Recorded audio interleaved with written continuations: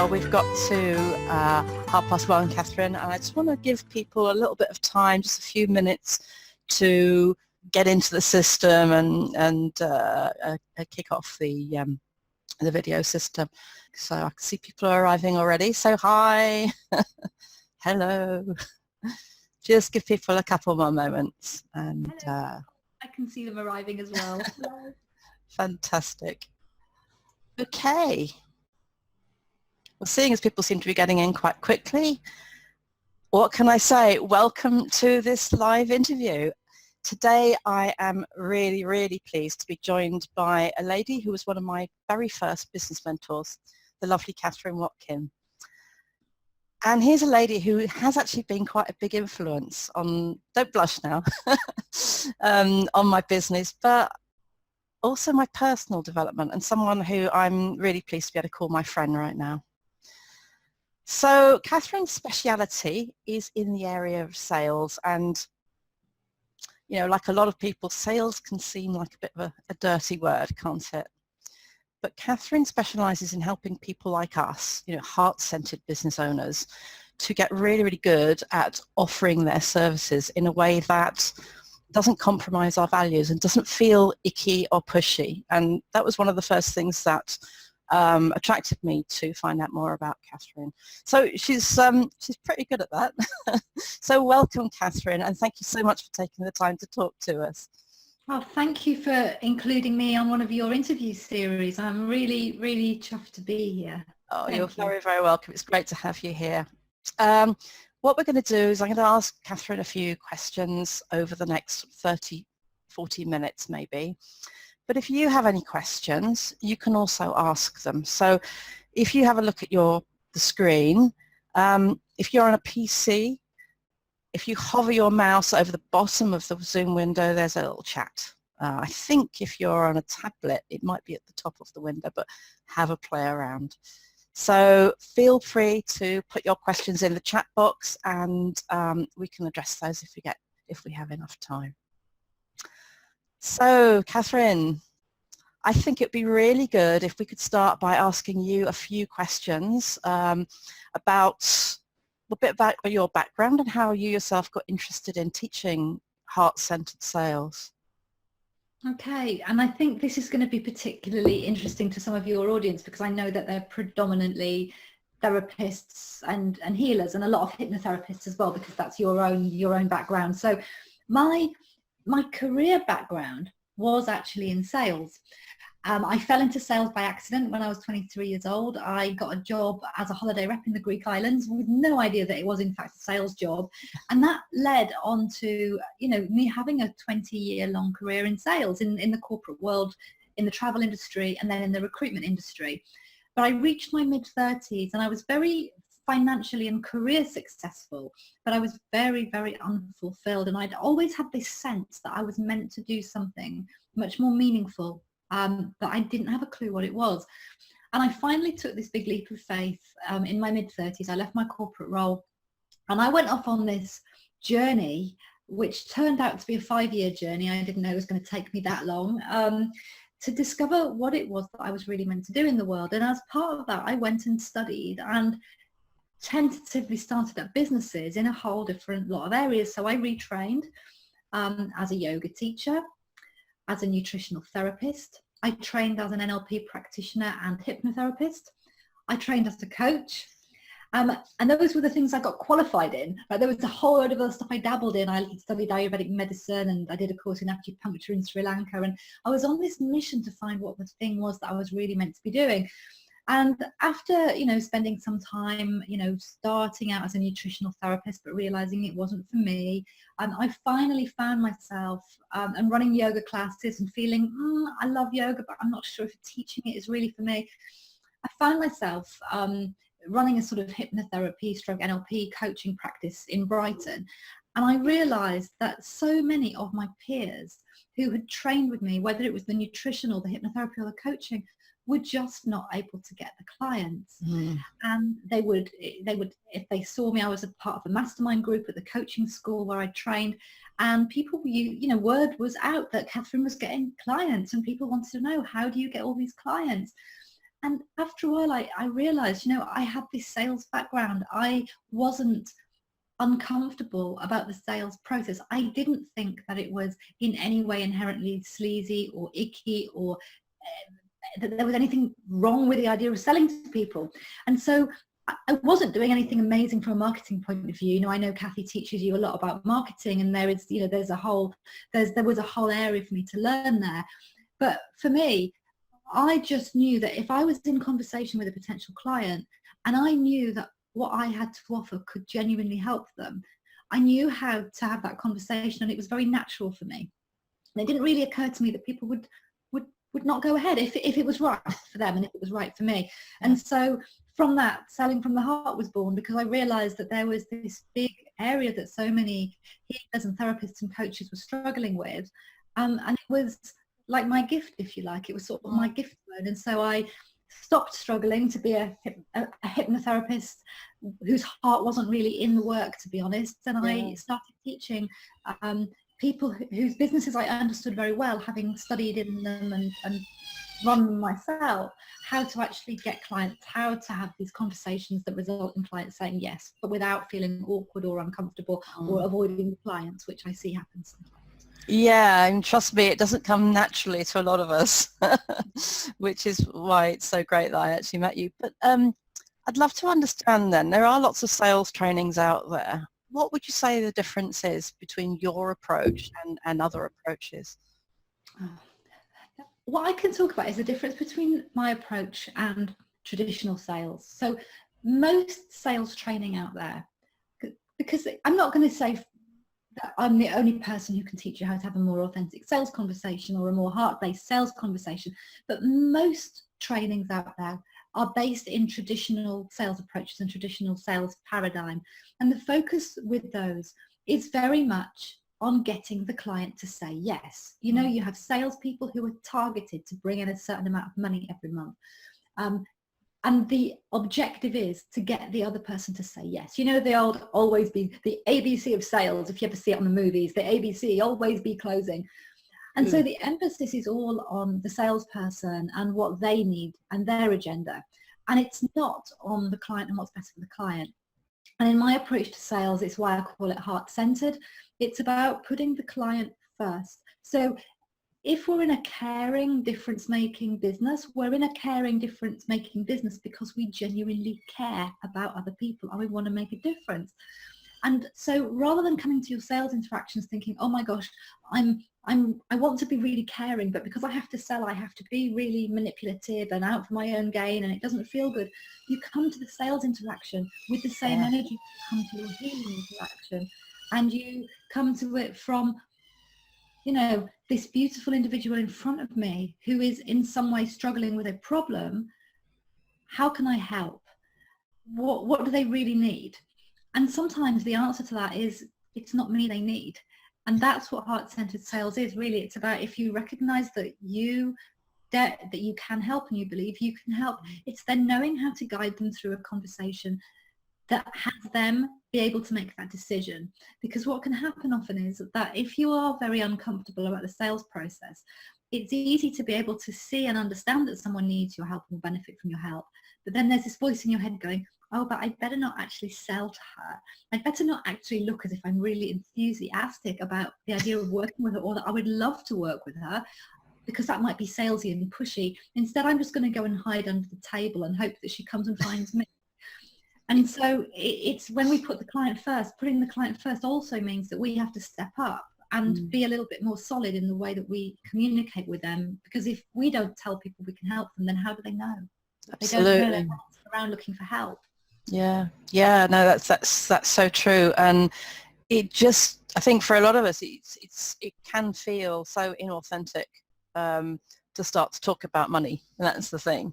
So I think you've answered that. What I wanted to do was ask you, how can you be true to yourself and still, at the end of the day, we want to help people, of course, but we also need to make a living. So how can we remain authentic and still have clients say yes? You may well have answered it all, actually. No, I think it comes from, there's different levels of answer, because I do sometimes see in clients that I work with and students who do my program that there is a lot of what I call stuff around money. Mm. And that is an issue all of its own almost, that if you inherently feel that just accepting payment is somehow wrong or evil, then there is something that needs to untangle there in order for your business to be successful. Because of course, you don't have to get paid for your work. You could choose to do your work for free. Mm. I might say to you, well, if you don't want to take money, if taking money feels bad, go out and do your work for free. The problem you run into then is that if you're not getting paid to do your work, you might have to have a job to support you. And now suddenly you're not doing the thing that you do because you're so busy earning the money. The other side to that coin is that it doesn't actually serve the client if you don't charge the money. And I know it sounds quite contradictory, but you will, almost inevitably always get the best results when your client is fully committed to the process. And what you'll find is that clients who either don't commit financially or don't commit fully in terms of they want to just take it one session at a time and see how it goes, they haven't said, I am fully committed to working with you to completely resolve this problem and get rid of it. And so I think I'm sort of going off tangent from the question there a bit. So how do we remain authentic? The way we remain authentic is by staying genuinely connected into the person in front of you, whether they're one-to-one or whether they're over the phone or over Skype. Because if you stay connected to the person and what's best for them, you can't not be authentic, And in my programs, I teach a 7-step system for people as a way for people to take people through this sort of 7-step process for sales conversations. And in a way, it's a bit like a coaching conversation, but for sales. And I know that when I first introduced that idea, people often think, oh, but you said it was about being authentic. And now you're telling me that I've got to follow a structure. How is that authentic? And it's actually because within the structure, I still want you to be authentically you.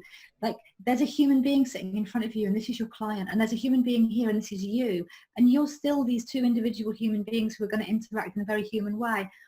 But there's an order in which you do things that gives you a level of confidence and also helps make sure that you don't miss out anything important. Because if your client's going to decide to work with you, there's a whole lot of stuff that has to go on in their head. They have to run quite a complex algorithm really to decide if they're going to work with you. Do I think that she can help me? Do I think I can trust her? Can I afford it? How long is it going to take? What's my husband going to say? Deep down in their subconscious is saying, do I really want to change? And so if you leave too many stones unturned, they don't have a chance to explore it. So it's almost like you have this conversation and you let the client explore. They pick up one rock after another and they get to explore what's under each of these stones.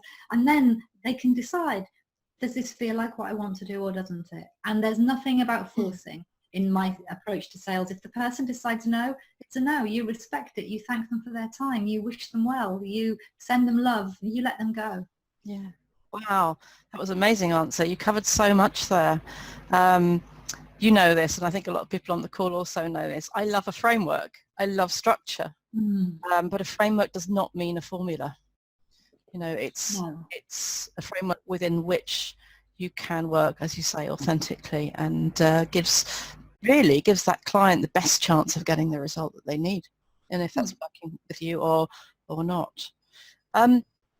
But there are some circumstances where you're sitting there and you're thinking, I don't know that this person can actually really afford my services. So how do you feel about that?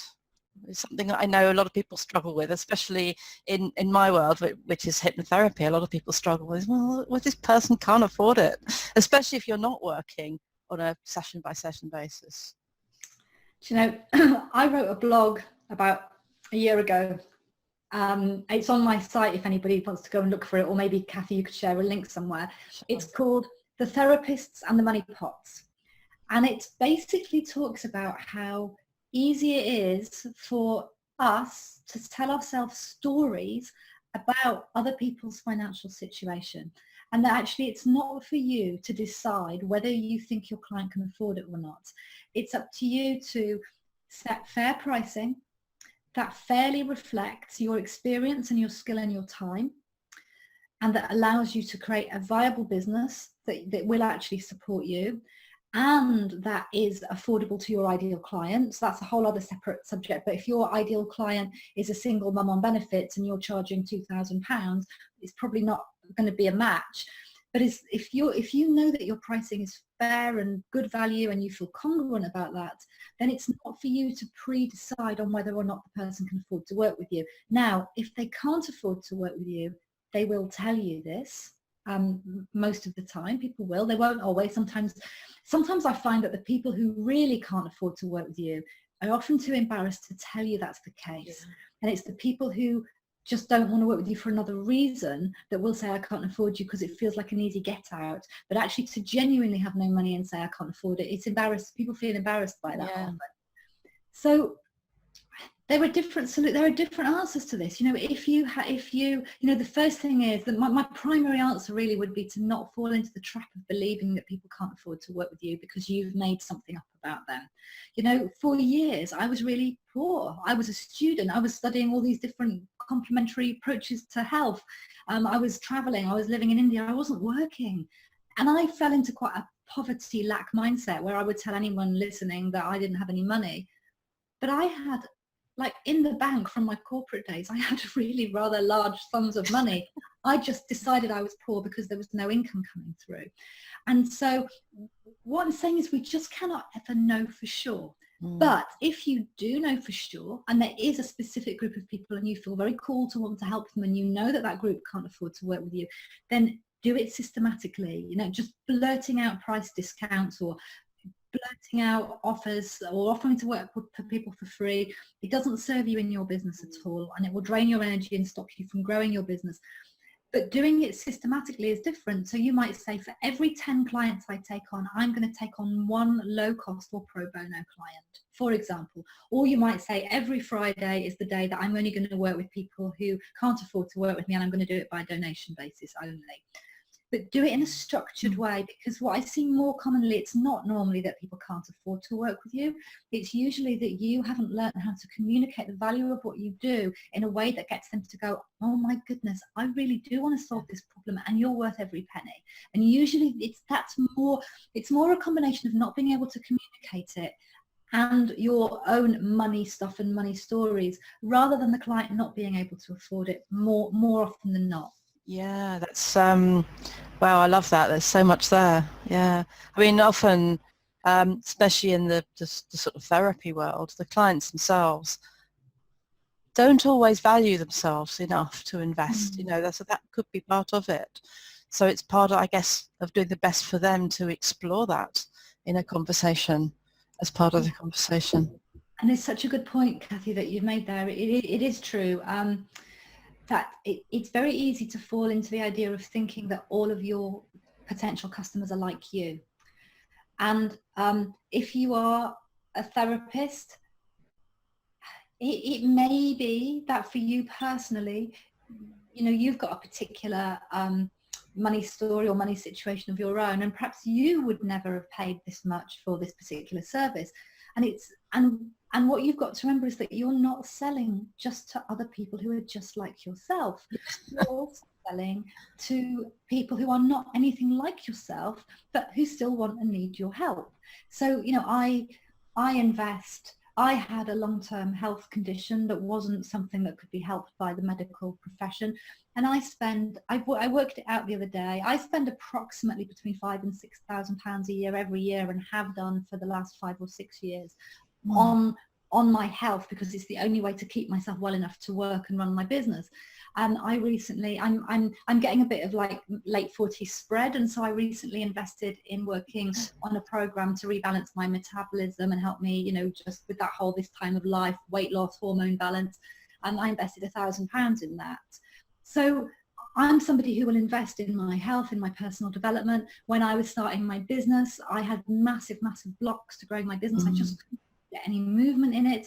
And I had sessions with an EFT practitioner. I think I paid her about £500 for a course of sessions to help me to identify what was the subconscious block to me holding back. And that's just 3 examples. I mean, I am somebody who works on myself and invests in myself. Maybe for some of you, I'm your ideal client and not other people just like you. And Cathy, you're similar, aren't you, as well? You invest in resolving an issue when an issue arises. I certainly do now. I didn't always.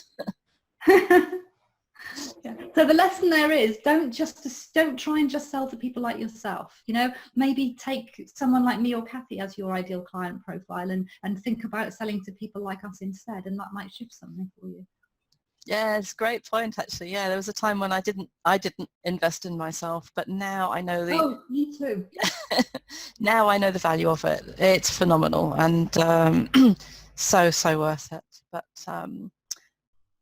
there's a subject that we touched on a couple of times there that I would really love your opinion on. Now, it's slightly different. It's slightly different to what we've just been speaking about, but it's often a bit of a contentious issue amongst... You're going to challenge me, aren't you? amongst therapists, okay.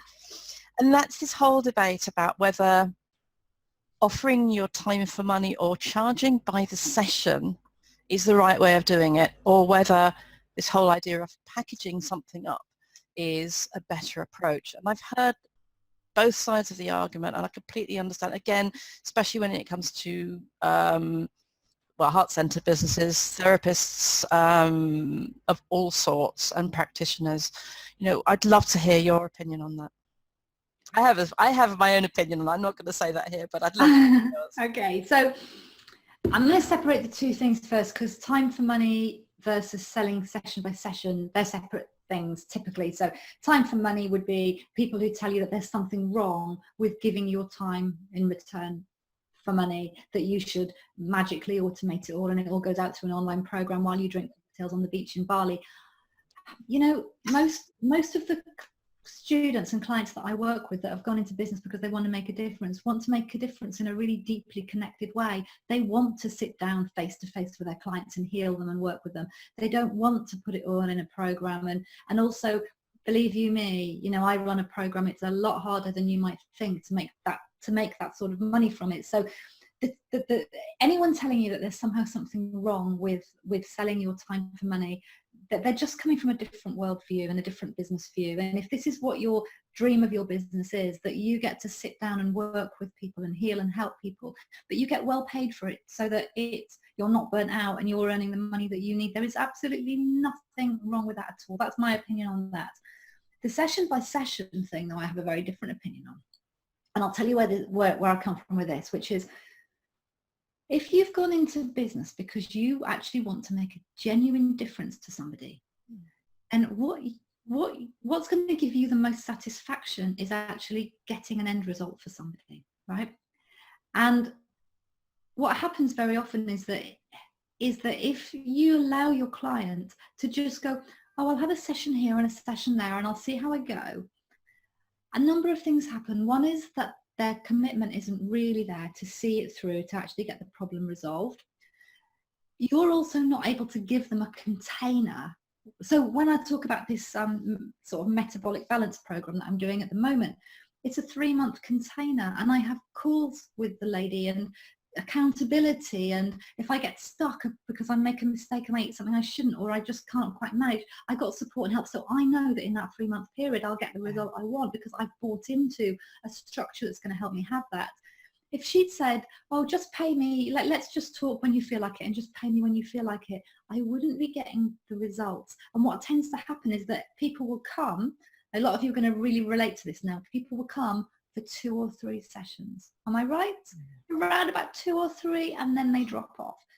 And it's because one of 2 things is happening. One thing that could be that by about the 3rd session, like they start to notice some big differences at first, and by the 3rd session they're thinking, oh, it's not working so well for me anymore, and this month my friends invited me to go to a spa for the weekend and I'd rather spend the money for that, and I think I'm doing, I don't really feel it's working that well for me anymore. And of course, this is just the dip as part of the process. You need to work with them for a period of time to get the results, or you have helped them and they've noticed a difference. So within the first week of this program, I really felt that I could feel myself losing weight already, and I was like, yeah, well, I'm on the way, I can do this on my own. And they think they're fine and they stop. But the problem hasn't resolved, you haven't fixed it. And so what then happens is that you end up with 2 lots of people. You've got your clients running around, they didn't get their problem solved, also saying, oh yeah, I tried hypnotherapy once and it didn't really work for me. And then there's you feeling frustrated because you feel like you're not getting to make this real difference to people that you know you could make if they just stuck around. You're not getting, because you're not getting the great results, you're not getting testimonials, you're not getting referrals. That client who stopped after 3 sessions isn't telling all her friends about you because you didn't actually help her make any real change. And also the other thing, finally, you've got me on my soapbox with this question. No, this is great, Catherine. I love it. Thank you. The final point is, you will burn out selling session by session. It's just not possible unless you charge a lot for those sessions. It's just not possible for you to create a viable business that really works, because instead of maybe enrolling between 2 and 4 clients every month into your packages, you're having to get 10, 20 people a week. And, I'm not doing the maths here very well, but you have to enroll so many people into those sessions. And the other thing you have to do is you almost have to have another sales. Oh, here's the one, right? This is the final bit. This is the message, because none of you are in love with sales yet, right? Not yet. You will be if you stick around me. But if you sell session by session, you've effectively at the end of every session got to sell the client on the idea of coming back for a second session. If you sell them a package, you've only got to sell to them once. Great point. Many great points there. One of the great distinction also between the time for money and the session by session. That's a really, I think, an important point. This is one of the things it took me a long time to learn, where clients were feeling better. You keep working with them until they feel better at the end of a session. But, and I get to also work with a lot of very inspiring therapists. And you know what? They are the expert. They are the expert in their particular field. Yeah. And so they understand how they can package something in a way that their client can get the absolute optimal experience and the long-term results. So I love what you just said there. And and that's a perfect example, Cathy, because when I work with people, and I'm sure you're the same when you work with people, when I help somebody to design their packages and programs, I don't just go, oh, make it up on the spot. The first question I ask is, how long do you need somebody to work with you for you to be sure that you will get the result for them? And they always know the answer. They always say, well, I need to see them 12 times over 3 months, or some equivalent. They always know. They've just never actually taken it to that step of packaging it. Yeah. And it's like, I have a program. It's an 8-week program to help people to basically, fall in love with sales. And I often, when I go through the sales for that, when I make the offer for that every year, I always get messages or people emailing me saying, can I just buy one module to get started? And I say, no, you can't buy one module and then another module. You buy the whole thing, because the course is designed to transform your business. One module will be entertaining for you and you'll learn something, but it's not going to change anything major in the long term. Yeah. No, that's great. That's great. Gosh, time is moving on, so I've got to be quick with the last couple, I think. So say you're on a phone conversation with a client. You've used a framework, so you've really understood, what their issue is, and you've gone, you know that you can absolutely help them. How can you then bring up this whole subject of the price in a way that kind of feels okay for both you, or comfortable for both you and that other person who's probably sitting there waiting for that price subject to come up? How can you bring that up in a way that's comfortable for both? Okay, well, it starts in a completely separate setting to the sales conversation. It starts with you getting comfortable with your price yourself. And this is why when I work with my clients, I don't do that price police thing. You know how there's a lot of people out there that teach you high ticket sales and, oh, you shouldn't sell anything for less than £3,000. I'm a real believer in starting where you feel congruent and comfortable. So even if I might say to you, gosh, you're too cheap, you should really be charging more. If there's a point at which you do feel congruent and confident, then start there. And it's about getting in touch with the value that you bring and separating the value. So there's your personal value, your own personal self-worth, right? And a lot of us might need to do some work around that. But having low personal self-worth doesn't stop us going out and transforming other people's lives. And so there is also then the value of that work to that client. And ultimately, people won't pay more than they value something at. So if I've spent £1,000 on a program to rebalance my metabolism and help me lose some weight, that's because that £1,000 price point felt right for me. And it might have been, I might have paid more, but there would have been a point where maybe if she said that was going to be 12,000, I might have thought, do you know what, I'm not sure that I care enough to invest that much. So you've got to find this sort of sweet spot where you really feel very comfortable yourself with what you charge in relation to the value that you offer. And there is a bit of a process around that, which I wouldn't be able to work with you on now, but within my programs, that is something that I take my clients and my students through. The other thing as well is that you let the client know that it's coming, because they do know it's coming. Yeah. But it can feel a bit salesy if you've been having this very supportive sort of consultative style conversation, and suddenly now you've got to start talking about, oh, what's it's going to cost.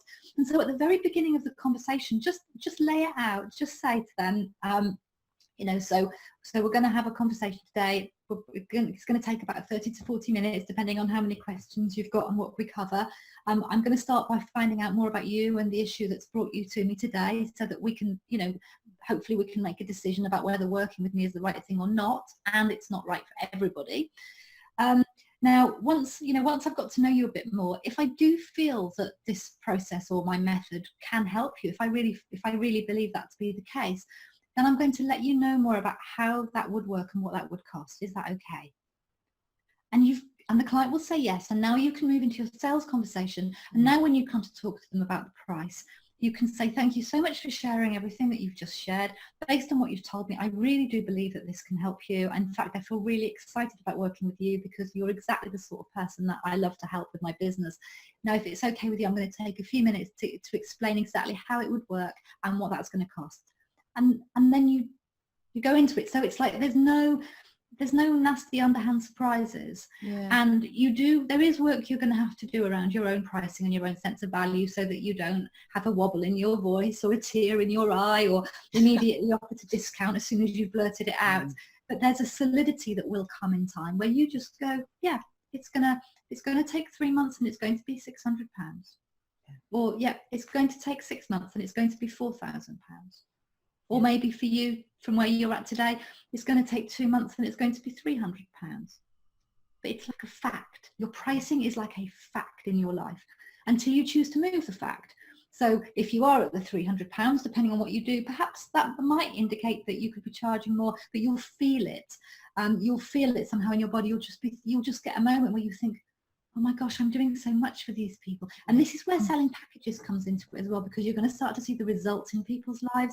And when you start seeing the results you get for people, you're going to start feeling in your body, oh my goodness, I'm making such a huge difference to people. I'm not charging enough. And you won't need anyone to tell you. You'll feel it yourself. Yeah, it's a really good point. And I love that bit about the conversation. You've asked permission, so you're kind of, it's almost like taking the pressure off both of you, isn't it? From the word go. Yeah, I love that. We've only got just under 10 minutes, so I did promise, I sent out an email promising that I would ask you to give 3 tips that would help people get good at sales and even enjoy it without compromising their value. So what would your top 3 tips be, Catherine? One of them would definitely be the one that I've just shared with you, about asking permission. If you ever are going into what feels to you like rocky ground, like you want to, let's say that you're a hypnotherapist, and in order to understand more about the problem, you've got to ask some really very personal questions, or maybe they've just told you they can't afford it and you want to explore that a bit further. Just always ask permission, so I'd like to tell you more about my programs and packages and what the investment will be. Is it okay if I do that? I'd like to ask you some more questions about that issue. Is it okay if I do that? And you don't have to answer anything if you're not comfortable. So always asking the permission. The other tip would be to always maintain this element of partnership. We're not doing old-fashioned sales here. This is not you chasing the client down the road with a great big net, hoping you can catch them against their will. This is about a collaborative experience. You're in partnership, trying to decide if working with you is the right thing for them or not. Make sure they know that too. So we're going to have a conversation, and that's going to help us to decide whether working with each other is right for us or not. Working with me isn't right for everybody. And so if you decide, having spoken to me, that you don't want to go ahead, that's fine. And equally, I don't work with everybody. I only work with clients where I feel really confident that I can work well with them and help them get the results that they want. So why don't we have a conversation, and then you can make the decision. I love that. I love that. Yeah, and these little things like that people, and the third thing is, I think I would say put the client first. Remember this phrase, heart-centered sales, and try and get a sense of connecting like heart to heart with your client. Because what happens for a lot of people who are very nervous about sales is that they have a very like heartfelt connection with the client in the time of treating them. But in the sales conversation, they get all stuck in their own head and they lose the connection with the client. They're going, oh, what if they say no? And what if I say the wrong thing? And oh, what if, I've got to say my price, and what if I'm too expensive? And it's all the voices in their head. It's all about them, and they're not there. They're not there for the client. So even if you're a bit clumsy in your sales conversations and you haven't finessed it yet, that connection with the client will feel it. And people want to know that you care. People want to know that you do want to work with them further. Like, we all want to work with people who we feel genuinely care about us as people. Yeah. Oh, wonderful answers. I really love that, the fact that it's collaboration. I mean, all of those 3 points, you're getting permission, you're caring about your client, you're collaborating, and you're giving them effectively unconditional positive regard. Then I absolutely love that. Absolutely. And unconditional positive regard for your client may well be you saying, I don't think I'm the right person to help you. Yeah. And that's what selling with integrity is. It's not selling at all. It's just only selling when you genuinely feel the person it's in the person's best interests. Yeah, totally. So look, thank you so much. You've covered so much in that time. I can't believe it. I told you I could say a lot. I know. For anyone, I never run out to say about this subject ever. No. For anyone that's listening, how would they get to find out more about either working with you or what you've got to offer? How would they get to find out more about you? Okay, well, I've got the best way to begin with is to get hold of that, that 7 steps process I talked about earlier on for having an authentic sales conversation, and how it doesn't feel inauthentic because you bring your authentic self, but you just follow the structure. I've got a series of free videos that talk you through that, and they're really short. They're 3 minutes each, series of 7 videos, and you can start to learn this sales process and sales structure so you can start putting it into practice yourself. To get that, you can go to www.sellingfromtheheart.com/Cathy. And the other thing is that I only do this once a year actually, but as it happens, this week I've got a couple of webinars coming up, which is my flagship webinar. Again, it's a completely free training. It's a bit longer than 3 minutes this time. And this is where I talk through more about the types of stuff that we've touched on today around how to get more clients, but without being pushy and without being salesy. And those webinars are this week on Wednesday evening and Thursday lunchtime. And what I've done is that if you sign up for my videos at that URL that we've given you, I've actually set it up so that you will automatically receive a link to those webinars with the first video. So I'm not going to sign you up on your behalf. It's up to you whether you think that you want to come and find out more, but you'll get a link. So the best thing is if you sign up at sellingfromtheheart.com/Cathy, you'll get those free videos, you'll get an invitation to a webinar. Those are 2 ways that you can find out loads more about what I do for free. And, if you feel that, you can see that there are some gaps here that you really could benefit from learning more about this approach and doing what my clients do, they really do start to fall in love with sales. And I know that they're people who go from dreading it and feeling sick at the idea of it to saying, I love it now and I look forward to it. So if you feel that you might like to be one of those people, I do run an 8-week online course to teach you all of this, which is how I first met Cathy quite a few years ago. But go and find out more about me without any commitment first. But then that would be the next step for you if you want to take this deeper and actually really come and work with me and help me transform your relationship with getting clients. We are out of time now, I'm afraid, Catherine. just So that was went remarkable, so Cathy. quickly. 40 minutes. You did it. 40 minutes, that's especially for me. If anyone knows me, sticking to time could be quite a challenge. So, look, honestly, Catherine, thank you so much. There is so much in there. Hopefully people found it valuable, and I thank you for inviting me, because I know this is what I'm so passionate about. This is why I do what I do, because I see how much people struggle with this issue, but it isn't something that they need to struggle with. It's about changing the way that they're thinking and feeling about sales, and just changing the way people do certain things to take it into something that is very comfortable and a very natural part of your business. And that was what, that was the journey that you had, wasn't it? It certainly was. It certainly was. So, I mean, I would recommend that you do sign up for the free video series. There is so much in there as well. I mean, what Catherine can pack into half an hour. So thank you again so much for being my guest. It's been my absolute pleasure, and been loads of really, really good advice. Great. Thank you for having me. You're very welcome.